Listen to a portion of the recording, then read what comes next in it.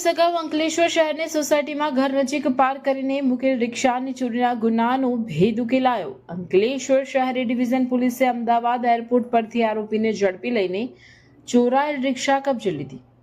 ભરૂચ જિલ્લાના અંકલેશ્વર શહેરમાં zenith school પાછળ આવેલ ઘનશ્યામનગર સોસાયટીમાં ઘર નજીક પાર્ક કરીને મૂકેલ રિક્ષાની ગત તારીખ 6 ના રોજ રાત્રિ દરમિયાન ચોરી થઈ હતી। આ બાબતે અંકલેશ્વર શહેર એ ડિવિઝન પોલીસ મથક ખાતે ગુનો નોંધાયો હતો।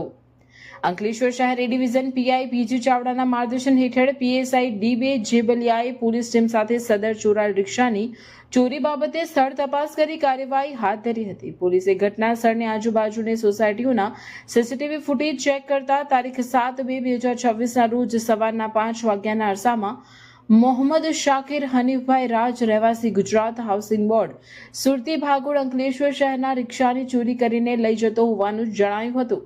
ત્યારબાદ પોલીસે આરોપીના ઘરે જઈને તપાસ કરતા તે ઘરે મળેલ ન હતો। પોલીસ તપાસ દરમિયાન સદર આરોપીએ તારીખ 8/2/2026ના રોજ સવારે 8:50 કલાકે અમદાવાદ એરપોર્ટથી શારજાહ માટેની ફ્લાઇટ બુક કરાવેલ હોવાની જાણ થઈ હતી। તેથી પોલીસ ટીમે તાત્કાલિક અમદાવાદ એરપોર્ટ ખાતે જઈને આરોપીની ધરપકડ કરી હતી। ત્યારબાદ પોલીસે આરોપીની પૂછપરછ કરીને તેની પાસેથી ચોરી થયેલ રિક્ષા પણ કબજે લીધી હતી। અંકલેશ્વર શહેર ડિવિઝન પોલીસે રિક્ષા ચોરીના ગુનાનો ભેદ ઉકેલીને પકડાયેલ આરોપી વિરુદ્ધ કાયદેસરની કાર્યવાહી હાથ ધરી હતી।